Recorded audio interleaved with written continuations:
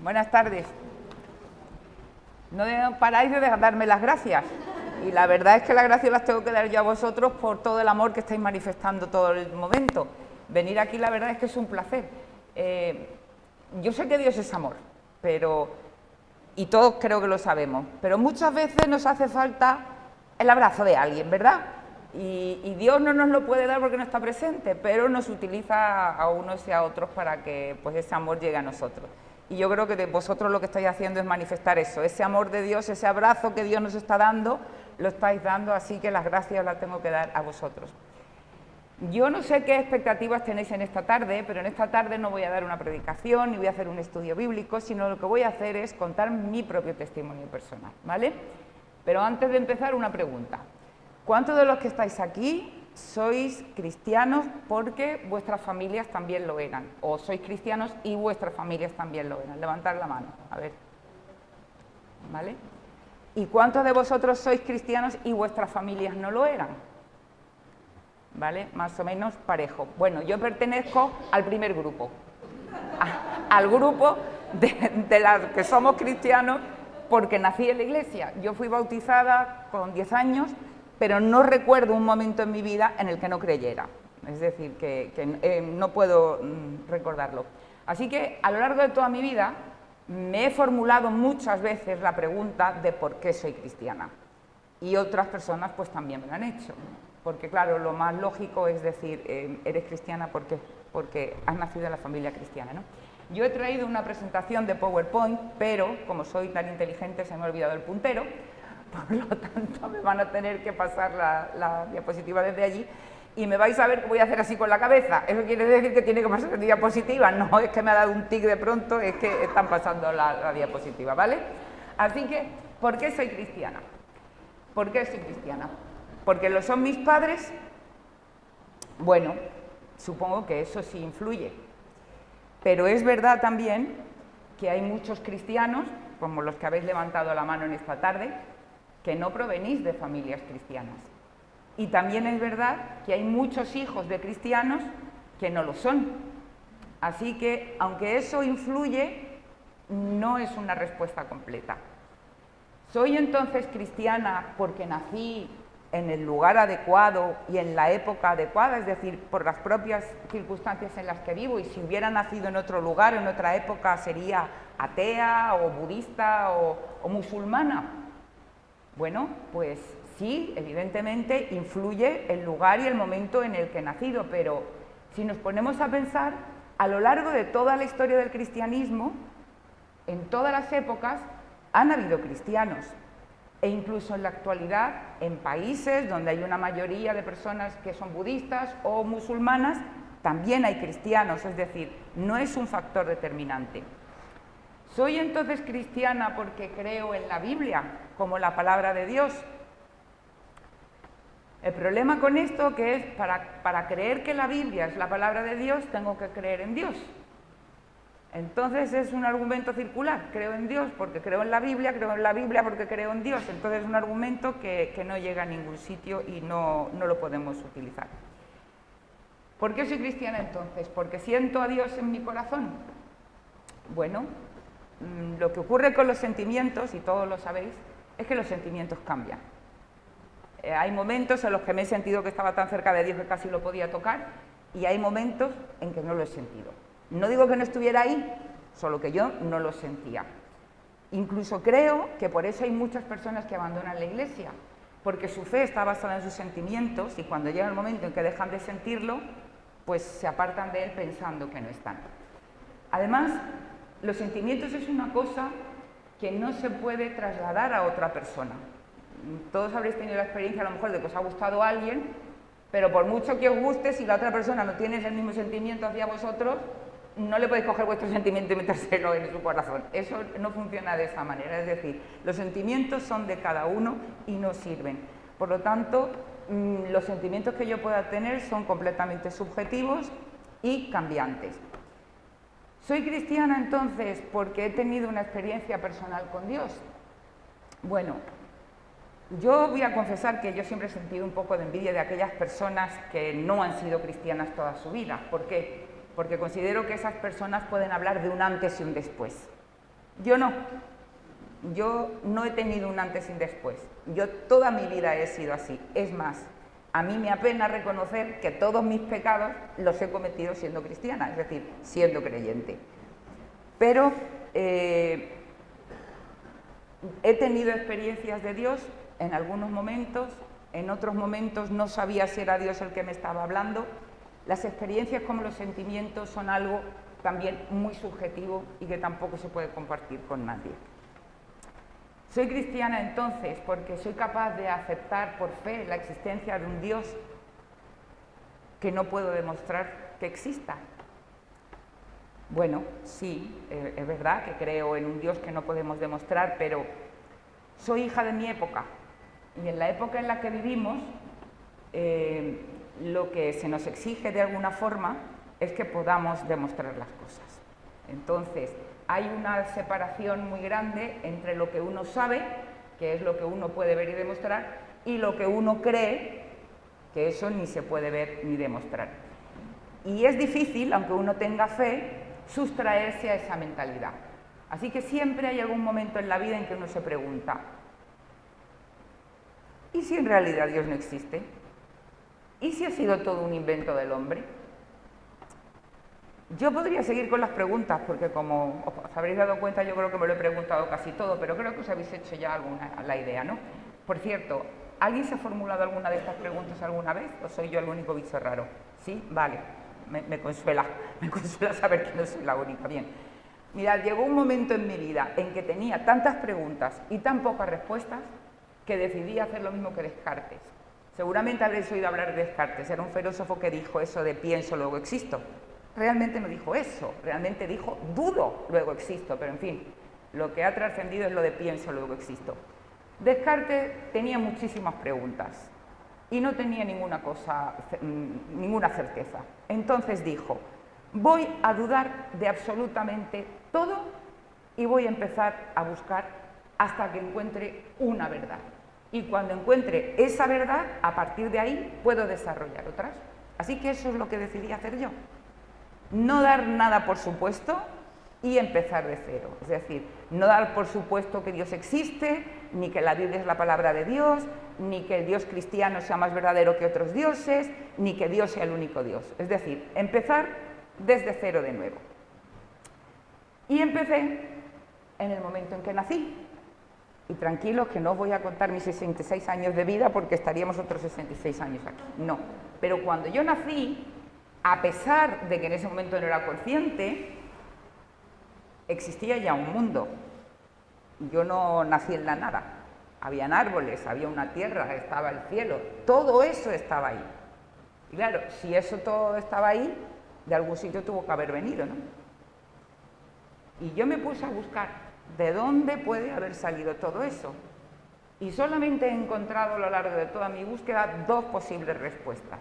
Una, lo que afirma la ciencia, que todo fuera producto pues, de la explosión de la energía, del Big Bang.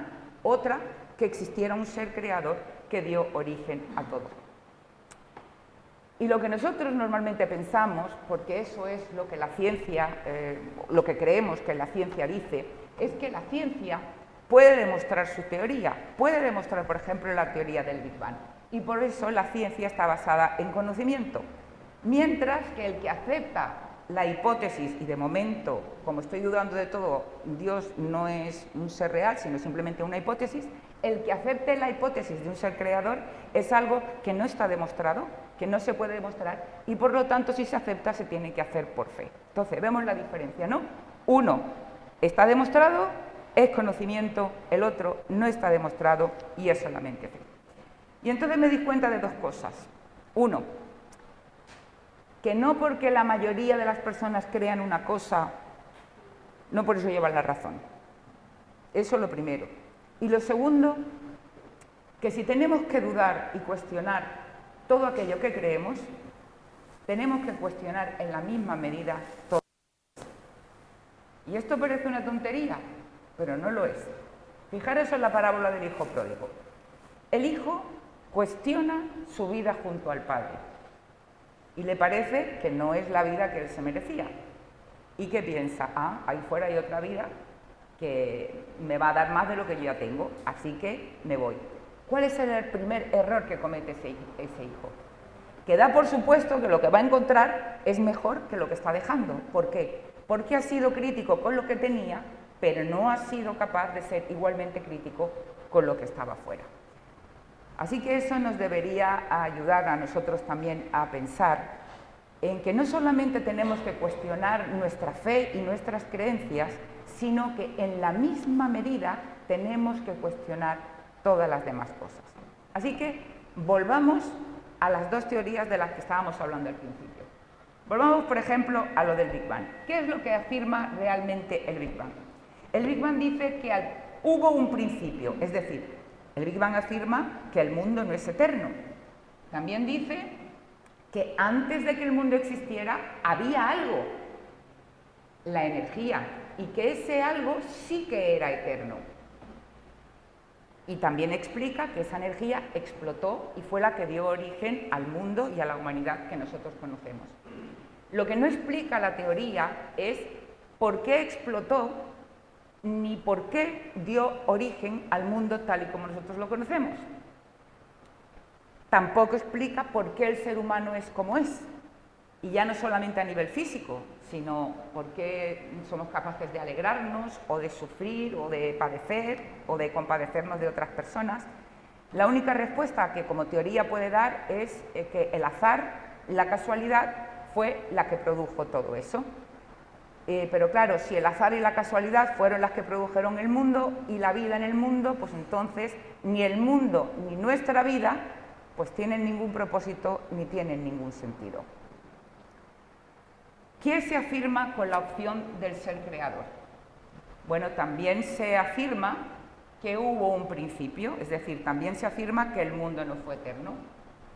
También se dice que antes de que el mundo existiera, existía algo, ese ser, y que ese ser era eterno. ¿Qué ocurre? Que esa hipótesis explica algo más, explica el propósito por el que se creó.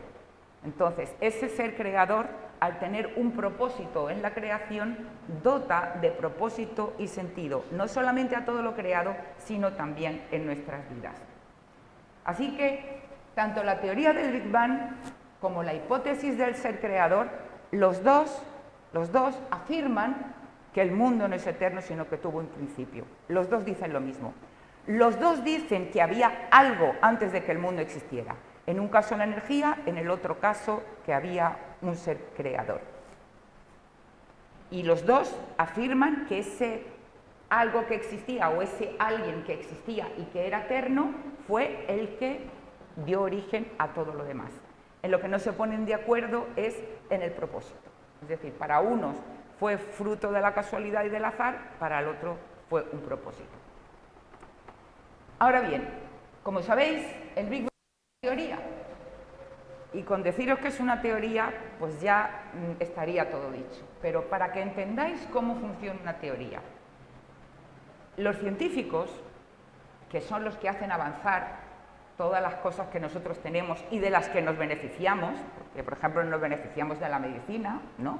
Hay muchas cosas de las que nos beneficiamos, es decir, no vamos a hablar en contra de la ciencia, pero los científicos tienen que trabajar con cosas que ellos puedan ver, medir, trabajar en un laboratorio, sopesar. No pueden trabajar con ideas o con seres que no podemos ver. ¿Qué ocurre? Que ellos no pueden trabajar con una hipótesis de un ser creador, porque ¿qué hacen? ¿De dónde sacan al ser creador? ¿Cómo lo examinan? ¿Cómo lo estudian? Con lo único que pueden trabajar es con la hipótesis del Big Bang. ¿Qué hacen? Siguen avanzando en esa hipótesis. A pesar de que una teoría de por sí está diciendo que eso es lo que creemos que pasó, pero no lo que sabemos que realmente pasó, porque eso es la definición de teoría. ¿Vale? ¿Qué ocurre? Que la ciencia tiene que seguir trabajando en ese sentido porque es las únicas herramientas con las que cuenta y es lo que tiene que hacer. Ahora bien, si la teoría científica no queda completamente demostrada, ¿eso qué quiere decir? Pues que el que yo no acepte una teoría u otra no es cuestión de que una está demostrada y la otra no está demostrada, no, es que ninguna de las dos están completamente demostradas. Y no es cuestión de que en un caso yo tenga conocimiento y en el otro tenga fe, no, es que en los dos casos tengo que tener fe. Ahora, la pregunta que yo os hago es, ¿para cuál de estas dos teorías creéis que se necesita realmente más fe? Yo me pregunto, ¿habéis visto alguna vez saltar a alguien y que saliera disparado al espacio? ¿Habéis visto alguna vez que pasara eso? No, ¿verdad? Uno salta y vuelve a caer. ¿Por qué? Porque hay una fuerza, que es la fuerza de la gravedad, que lo atrae. Es más, no seríamos capaces ni de llorar, las lágrimas no caerían por nuestros ojos si no existiera esa fuerza de la gravedad. O eso es una de las experiencias que cuentan los astronautas, que las lágrimas se quedan hechas como bolitas de agua en los ojos y duelen muchísimo. Entonces, sabemos que existe la fuerza de la gravedad. Sabemos que los planetas siguen girando desde hace miles de millones de años y no chocan entre sí, ni se salen de sus órbitas, ni hacen nada parecido. A mí una de las cosas que más me gusta hacer es mirar el cielo cuando estoy en un lugar donde se ven las estrellas, porque no en todas partes se tiene el privilegio de poder ver las estrellas, pero supongo que aquí sí, ¿verdad? Aquí se podrán ver las estrellas en la noche, en el cielo.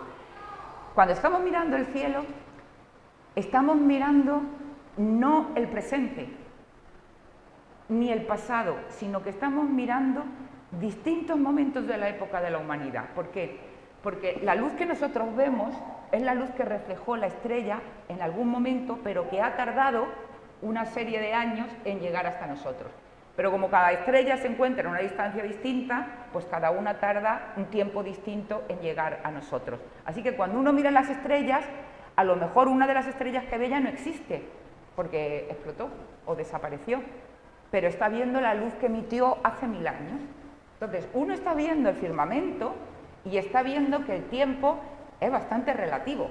Uno está viviendo aquí en su presente, pero es que está rodeado no solamente de presente, sino de todo un pasado desde el inicio. Así que uno se pregunta, en la naturaleza hay ciertas leyes y hay ciertas fuerzas. Y nosotros las conocemos y sabemos que están ahí, pero no conseguimos explicarlas.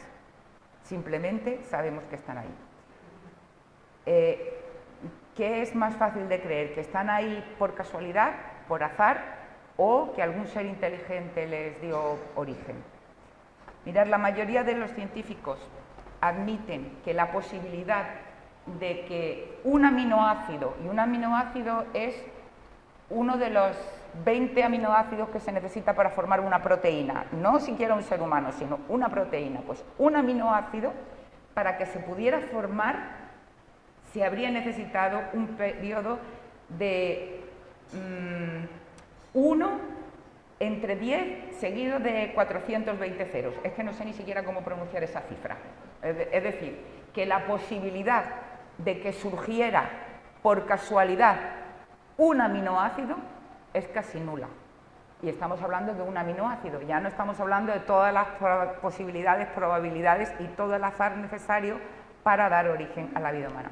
Así que, no sé qué os parece a vosotros para cuál de las dos teorías se necesita más fe. Yo personalmente pienso que para mantener la teoría del azar se necesita mucha más fe que para pensar que existe un ser creador. Pero bueno, eso es cuestión de cada uno. ¿Qué ocurre si la ciencia demuestra que no, que yo estoy equivocada? No sé si habréis oído hablar de Heisenberg. Heisenberg era un físico y filósofo alemán. Y él pronunció un principio que se llama principio de incertidumbre, que ha resultado fundamental en el estudio de la teoría cuántica con el que trabaja la física en la actualidad. Bueno, si tuviéramos que resumir en pocas palabras lo que este principio dice, es que nunca podemos estar seguros. Y eso es una demostración científica. Es decir, un científico que no creía en Dios, ¿vale? No es un versículo de la Biblia. Nunca podemos estar seguros de nada. Así que todos tenemos que recurrir en algún momento de nuestra vida a la fe, nos guste o no nos guste. El problema es que vivimos en una sociedad que depende tanto de la ciencia, depende mucho de la ciencia, pero no sabe realmente cómo funciona esa ciencia. Damos por supuesto que la ciencia está diciendo cosas que no dice, y estamos creyendo que tiene respuestas que realmente no tienen. Y si soy honesta, la culpa no es de la alta ciencia, la culpa es de la divulgación científica que se ha hecho de ella. La alta ciencia nunca afirma tener el conocimiento verdadero, ni la verdad absoluta, porque sabe que es imposible de alcanzar. Pero sí se nos enseña desde que estamos en el colegio como verdadero lo que la ciencia dice. Entonces es un problema de divulgación. El caso es que, nos guste o no nos guste, todos somos creyentes. Todos tenemos que creer en algo. Todos. Hay personas que piensan que pueden pasar en esta vida sin creer, pero eso es imposible. Incluso aunque no crean en Dios, tienen que creer en otra cosa. Ahora bien, si es cierto que ese ser creador existe, como es, porque para encontrarlo hay muchas religiones y todas intentan dar respuesta y explicar cómo es el ser creador. Y es más, hay muchas personas que piensan que todas las religiones son iguales. Y yo no voy a negar que es verdad que comparten muchas ideas y muchos conceptos, pero no todas las religiones son iguales. Ni son iguales en lo que afirman, ni son iguales las personas que iniciaron esas religiones. Así que aunque sea de una forma breve, para que os deis cuenta del proceso que recorrí para poder llegar a donde estoy ahora, os voy a hablar un poco de cada una de ellas. Voy a empezar por la quinta, el confucianismo, que es la quinta religión más grande que hay en el mundo. Para el confucianismo, que está basada en la antigua religión china, está centrado en las relaciones entre los seres humanos y no le importa mucho lo suprahumano. Ellos tienen muchos dioses y sacrifican tanto a sus dioses como a sus antepasados. En realidad, el confucianismo podría ser considerado más como una filosofía, como una forma de vida, que como una religión. En cuarto lugar, por importancia por número de personas que lo practican en el mundo, está el budismo. El budismo tal vez es, de entre todas las religiones fuera del cristianismo, la que más aceptación tiene en Occidente. El budismo está más interesado en la salvación del hombre que en Dios. Y piensa que el hombre puede llegar a salvarse por su propio esfuerzo. El objetivo de Buda, que fue el que inició esta corriente religiosa, es que tenemos que comprender por qué sufrimos. Porque si comprendemos por qué sufrimos, podemos eliminar el sufrimiento. Y la conclusión a la que llegó es que sufrimos porque somos egoístas, porque estamos afirmando nuestro propio yo y porque tenemos ansia de vivir. Entonces Buda propuso un camino que se llama el óctuple sendero, y la finalidad de ese camino es que dejáramos de sentir. Porque si dejamos de sentir todo, entonces podemos llegar al nirvana y allí se terminará todo el sufrimiento. ¿Qué ocurre? Que el nirvana se entendió muchas veces como algo negativo, es decir, lo que propone el Buda es llegar a la nada, dejar de sentir. Ahora se está intentando dar una aplicación positiva, pero tampoco se consigue mucho porque se dice, bueno, es que te relacionas con lo absoluto. Pero vosotros pensad por un momento, ¿qué sería pasar por esta vida si dejáramos de sentir? Si dejara de importarnos todo lo que nos rodea. Bueno, pues eso es precisamente lo que el budismo propone. La tercera religión más grande del mundo es el hinduismo. El hinduismo tampoco tiene un único dios, sino que tiene muchos dioses, no tiene tampoco un dogma concreto, por eso acepta bastante las ideas de otras religiones e incluso las asimila, y el objetivo es llegar a una forma a través de la meditación y del ascesis, como por ejemplo el yoga, del que todos habréis oído hablar, ¿vale? El objetivo del yoga, el objetivo original, es poder librarnos de las reencarnaciones, porque lo que el hinduismo afirma es que nos vamos a estar todos reencarnando en diferentes vidas hasta que podamos llegar a ser uno con el absoluto, es decir, a convertirnos en Dios. Todos habréis oído seguramente hablar del karma. Es que tiene mal karma, hoy en día lo del karma es una cosa muy famosa. Bueno, el karma es el destino. Y según el hinduismo, uno no se puede rebelar ante el karma. ¿Por qué? Porque si te rebelas, en la próxima reencarnación te va a ir peor de como te va ahora. ¿Pero eso qué quiere decir? Que si tú ves a una persona que se está muriendo de hambre o a una persona que se está muriendo con una enfermedad y tú tienes la medicación para dársela, no debes intervenir. ¿Por qué? Porque si lo haces, estás interviniendo en su karma actual y por lo tanto le estás impidiendo que en su próxima reencarnación tenga una mejor vida. Es por eso que si conocéis un poco de lo que está ocurriendo en la India, hay tanta diferencia entre las clases sociales y todavía se admite el sistema de castas. Es decir, las personas que practican y que viven bajo el sistema de castas están convencidas de que están haciendo lo correcto y lo soportan todo el sufrimiento que tengan que soportar en esta vida, esperando que en su próxima reencarnación, pues su karma, su destino, pues sea mejor que el que tengan. La segunda religión más grande en el mundo es el Islam, también hemos oído hablar mucho de ello. Nació en Arabia en el siglo VII. El dogma que tiene el Islam es muy simple. No hay otro Dios más que Dios. Es decir, ellos dicen no hay otro Dios más que Alá, pero Alá realmente no es otra cosa más que la traducción de la palabra Dios al árabe. Es decir, no hay otro Dios más que Dios y Mahoma es su profeta. Ellos aceptan a Jesús y aceptan a Moisés como profetas. Lo que pasa es que entienden que Mahoma fue el último profeta y el definitivo. Ellos creen que el hombre tiene que estar completamente sometido a la voluntad de Dios. Incluso aceptar todo el sufrimiento que le venga. Es más, la palabra Islam lo que realmente significa es sometimiento, entrega. Ellos piensan que para Dios todos los hombres son iguales.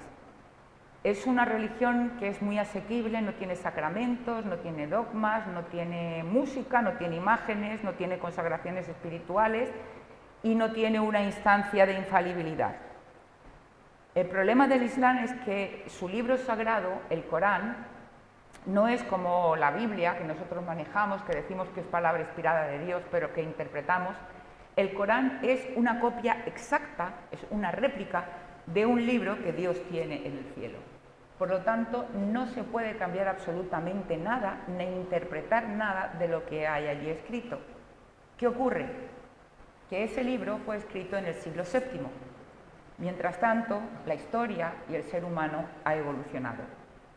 Y el Islam no encuentra la forma de poder explicar esa evolución partiendo de su libro sagrado.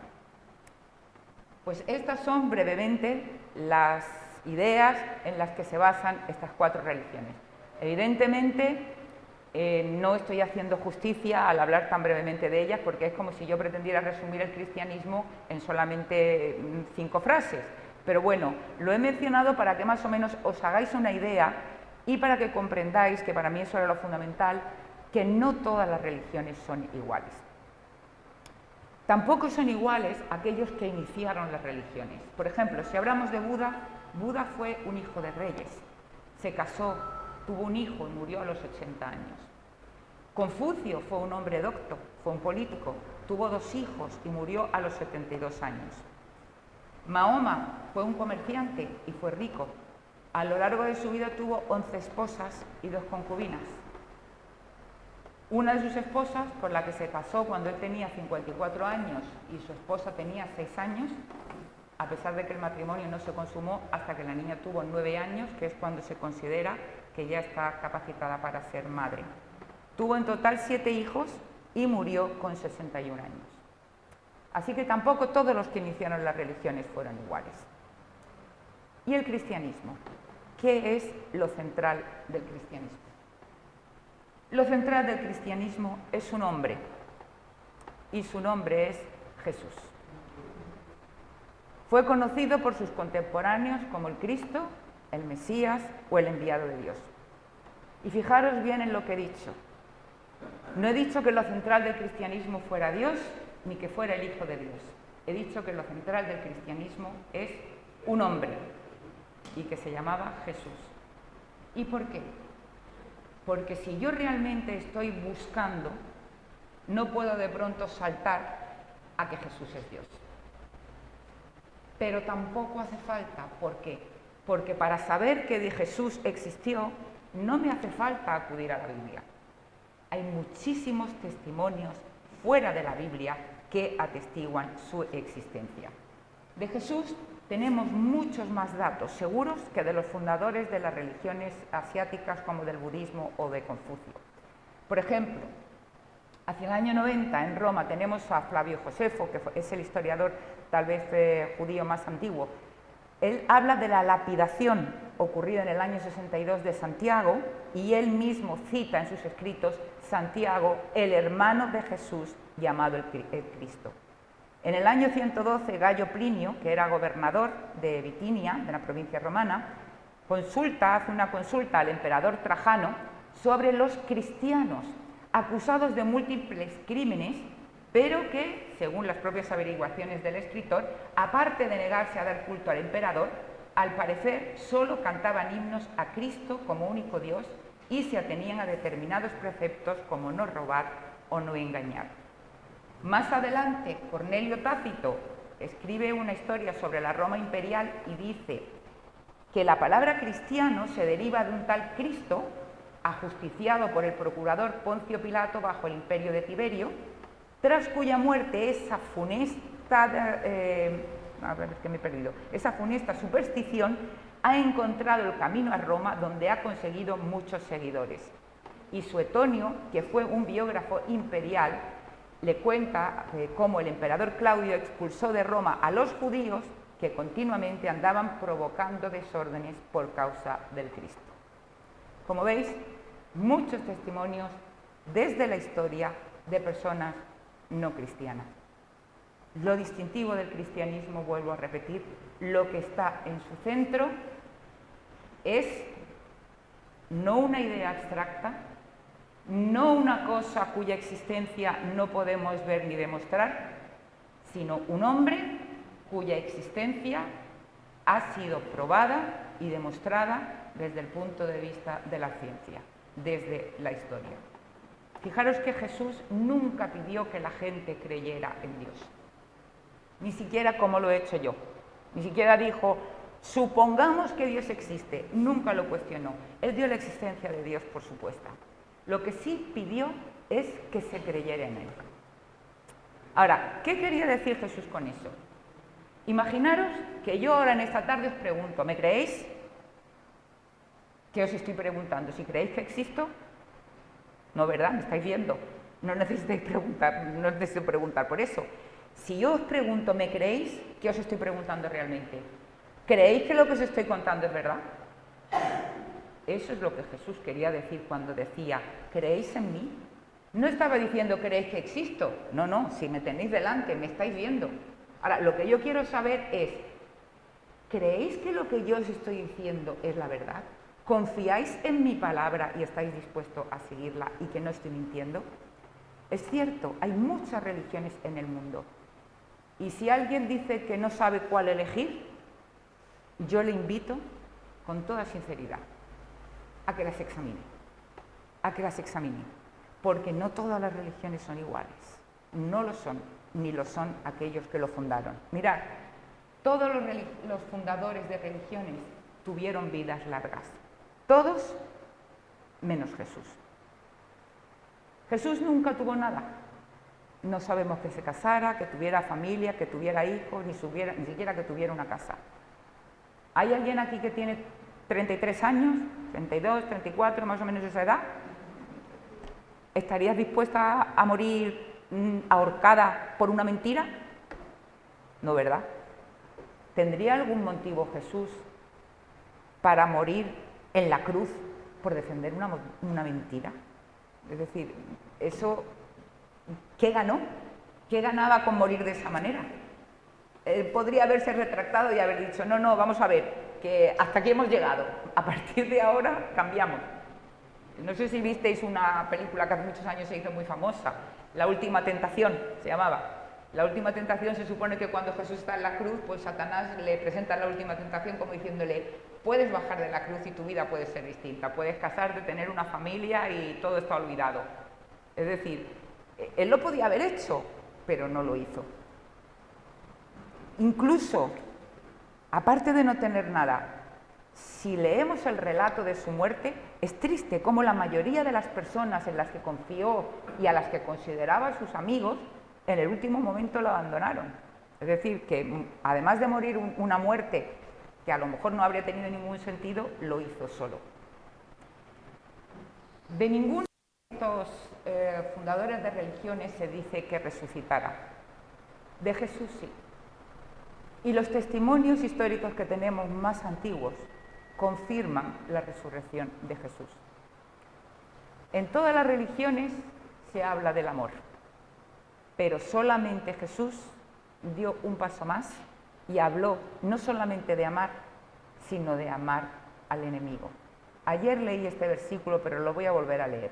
En Romanos dice que Jesús demostró su amor en que siendo aún pecadores, murió por nosotros. Es decir, no esperó a que nos hiciéramos amigos suyos para decirnos te queremos. No. Cuando éramos sus enemigos, Él murió por nosotros y nos amó. Y además, no solamente nos amó cuando éramos sus enemigos, sino que nos ha prometido hacernos partícipes de ese amor a través de su Espíritu. Es decir, nos ha prometido que Él va a morar en nuestro interior para que ese amor que Él nos tiene, también nosotros podamos vivirlo y experimentarlo en esta tierra. ¿Fácil?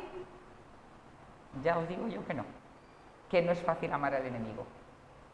Pero imposible, tampoco. Por lo tanto, ese es un reto con el que podemos vivir. Ninguna religión presenta a Dios como amor. A pesar de que hablan mucho de amor, nunca presentan a Dios como amor. Jesús sí lo. Juan es rotundo. Dios es amor. Ninguna religión presenta a Dios como Padre. Jesús sí. Nada más que los evangelios lo menciona 70 veces. Cuando nos enseña a orar, ¿cómo empieza? Padre nuestro. Padre. ¿Por qué? Porque quiere que entendamos que nuestra relación con Dios tiene que ser la relación no de cualquier padre, porque supongo que habrán personas que habrán tenido una mala experiencia paterna y no pueden comparar a Dios con su Padre, sino vamos a pensar en el Padre ideal, ¿de acuerdo? Esa es la relación que Dios quiere que tengamos con Él. O también la de una madre ideal, porque Dios también es madre. Es decir, el ser padre o madre son cualidades, son formas de comportarse hacia nuestros hijos. Dios tiene todas las cualidades, ¿vale? Tiene las cualidades de un padre, tiene también las cualidades de una madre. Y si nosotros somos capaces de amar a nuestros hijos, fijaros que su amor es mucho más grande que el nuestro. Es un amor infinito y un perdón que no tiene límites y una gracia que no nos va a abandonar nunca.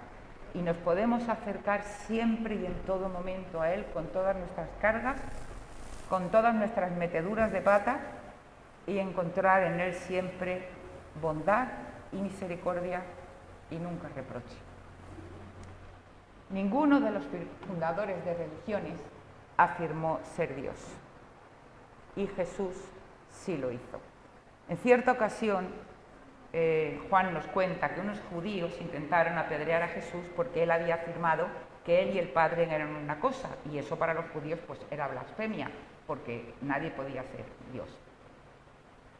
Y yo sé que la mayoría de los que estáis aquí en esta tarde creéis que Jesús es Dios.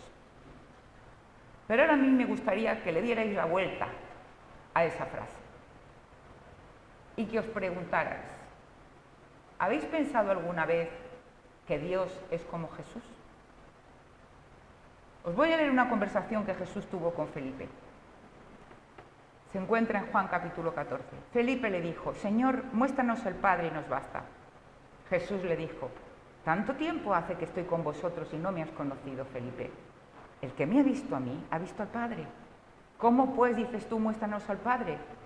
¿No crees que yo soy en el Padre y el Padre en mí? Las palabras que yo os hablo, no las hablo por mi propia cuenta, sino que el Padre que mora en mí, Él hace las obras.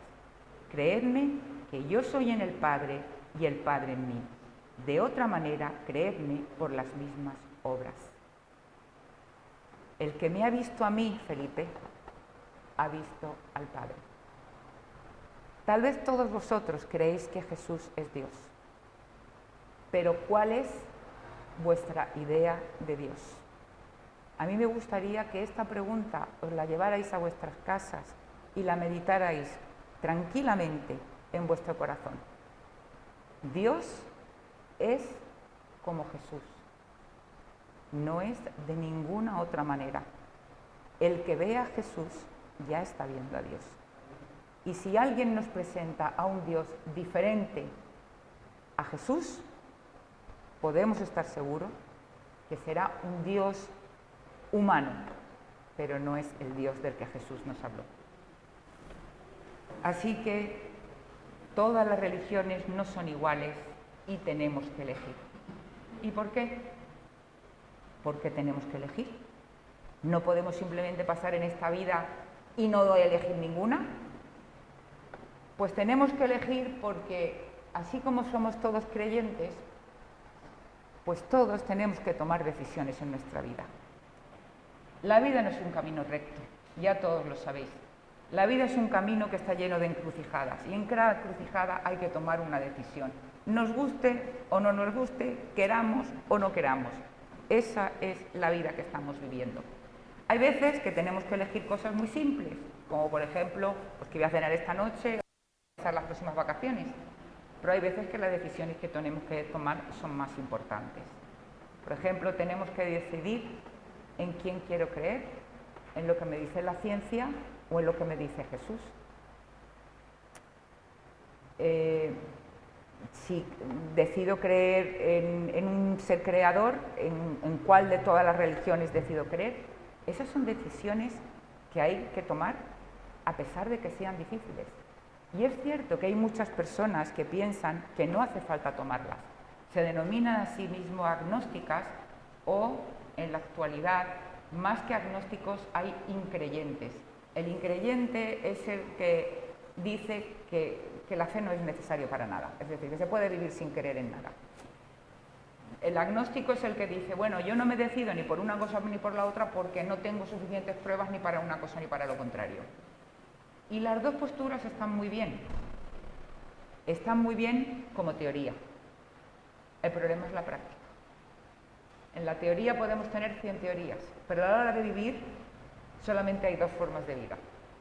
Una, o vivimos conforme a lo que Jesús nos dice, o no vivimos conforme a lo que Jesús nos dice. Es decir, el agnóstico y el increyente que piensa que puede pasar esta vida sin tener que tomar una decisión con respecto a Dios, lo único que hace es o bien engañarse a sí mismo, o bien dejar que la vida le viva y no tomar él las riendas de su propia vida y tomar sus propias decisiones. Así que este es el recorrido que yo hice a lo largo, o que he hecho a lo largo de muchos años de pensar para poder responder a la pregunta de por qué soy cristiano. Y al final he encontrado mi respuesta. Es cierto que ha influido en mí el haber nacido en una familia cristiana, no lo voy a negar. Y con el tiempo he aprendido que eso era realmente un privilegio, aunque en muchos momentos no lo entendiera. Pero también he tenido que comprender que el hecho de nacer en una familia cristiana no es suficiente, sino que además yo soy la que tengo que tomar la decisión de en qué o en quién quiero creer. También reconozco que las circunstancias en las que vivo, la época y el lugar en el que vivo, han influido en mí. Me han dado la oportunidad, por ejemplo, de estudiar todas estas cosas, oportunidad que otras personas no tienen.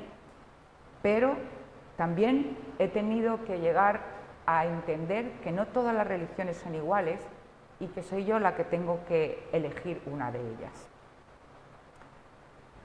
Además, soy cristiana porque comprendo que todos somos creyentes. nos guste o no nos guste la palabra. Yo quiero saber que la vida que yo estoy viviendo es la vida que yo elijo. Que si me equivoco en las decisiones que tomo, me estoy equivocando porque son las decisiones que yo he tomado. Si algún día tengo algo que lamentar, que lamente el haberme equivocado, pero no el no haber tomado la decisión que yo creí haber equivocado en ese momento. Entonces, al entender que eso es algo que todos tenemos que hacer, he comprendido que la experiencia que yo estoy viviendo es una decisión que yo tengo que tomar, no es una decisión que tengo que tomar de forma totalmente subjetiva, sin tener ninguna prueba, sino que la puedo tomar basándome en una realidad histórica, como es la existencia de Jesús de Nazaret. Y por lo tanto, esa experiencia que yo tengo puede ser repetida por cualquier persona. Por decirlo en términos científicos, es un experimento que cualquiera puede repetir y comprobar por su cuenta. Es decir, no tengo yo que transmitirle mi experiencia, la persona misma puede tenerla si lo desea. Soy cristiana y no solamente creyente, porque no creo en un ser impersonal, no creo en que ahí haya algo, sino que he decidido creer en el Dios que me presenta Jesús de Nazaret. He decidido confiar que todo lo que Él dijo e hizo era verdad y que no me mintió en nada. Esa es la fe que yo tengo. Soy cristiana porque a pesar de que muchas veces me siento cercana a Dios, mi fe no está basada en mis sentimientos, sino que está basada en el hombre de Jesús de Nazaret. Y que nadie tiene que esperar a tener los mismos sentimientos que yo para poder llegar a Él. Y por último, soy cristiana no porque lo dice la Biblia y porque la Biblia es la palabra revelada de Dios, sino porque creo en el Jesús del que la Biblia me da testimonio. La Biblia es una biblioteca de libros. Es una biblioteca de libros que ha sido escrita a lo largo de muchos siglos por personas muy diferentes. Leemos cualquier libro de historia y nos creemos lo que dice. Leemos la Biblia y ya la estamos cuestionando.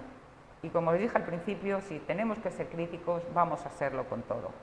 Y ahora pensemos por un momento, cómo durante siglos hubo una conspiración mundial para que tantas personas se pusieran de acuerdo para darnos todos el mismo mensaje. Es bastante difícil de creer, aunque hay gente que tiene teorías conspiracionistas que lo mismo pueden llegar a una conclusión. En fin, yo creo que no.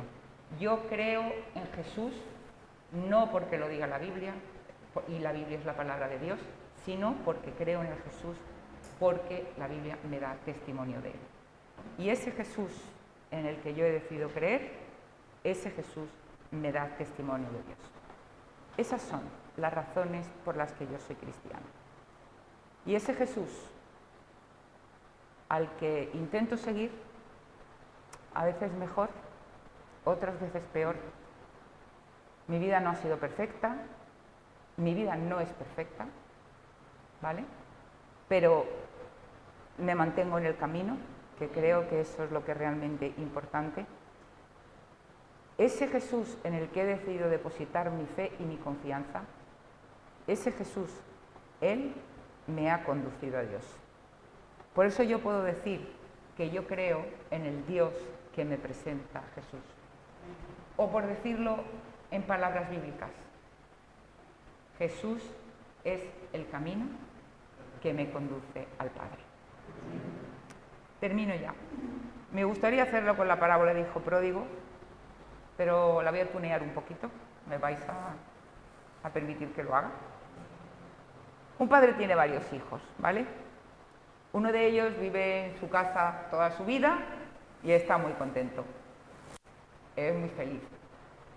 Otro vive en su casa toda su vida, pero no valora lo que realmente tiene. Aún así decide quedarse. a pesar de que de vez en cuando refunfuña. Otro no le gusta lo que tiene en casa de su padre y decirse irse. Y se va, el padre lo deja. ¿Y qué ocurre? Pues ya sabemos lo que ocurre, ¿no? Que al principio todo muy bien, pero llega un momento en que echa de menos su casa, porque dice, oye, pues no se vivía tan mal allí después de todo. Y vuelve. ¿Y dónde está el padre? El padre está en el camino. ¿Está qué? Esperando a que vuelva, y está con los brazos abiertos esperándole para que llegue. Pero ese padre tuvo otro hijo. ¿Y sabéis qué le pasó a ese hijo? Lo secuestraron. Lo secuestraron y lo dieron en adopción, pero nunca le dijeron que era adoptado. Así que ese hijo ha crecido toda su vida sin saber que tiene un padre. Cree que su padre es el que le están diciendo en ese momento. Así que el padre se pasa toda su vida buscando a ese hijo y decide mandar a otro de sus hijos en su búsqueda. ¿Para qué? Para que le enseñe el camino de vuelta a casa.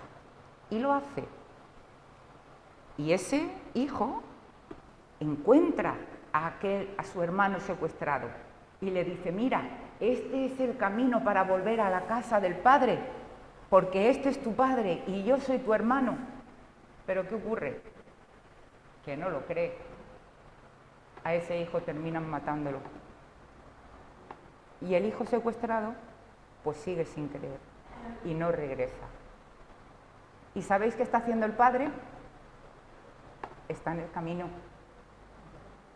Está esperando a que ese hijo que le fue secuestrado comprenda que lo que su hermano le dijo, que el camino que le mostró, lo recorra para que lo pueda llevar a su presencia.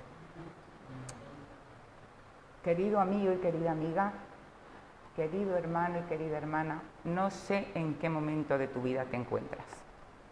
No sé si estás en la casa del Padre y estás feliz. No sé si valoras lo que realmente tienes. No sé si has decidido alejarte y estás viviendo en esos primeros momentos de felicidad. No sé si eres ese hijo secuestrado que aún no se ha dado cuenta que tiene un padre. Lo que sí te puedo decir con toda seguridad es que tu padre, porque lo tienes, te está esperando. Y te está esperando con los brazos abiertos. Recuerda, tú eres el dueño de tu vida. Tú eres quien tiene que elegir en qué o en quién creer. Tú tienes que decidir en quién depositas tu fe. Jesús, si se lo permites, te conducirá al Padre.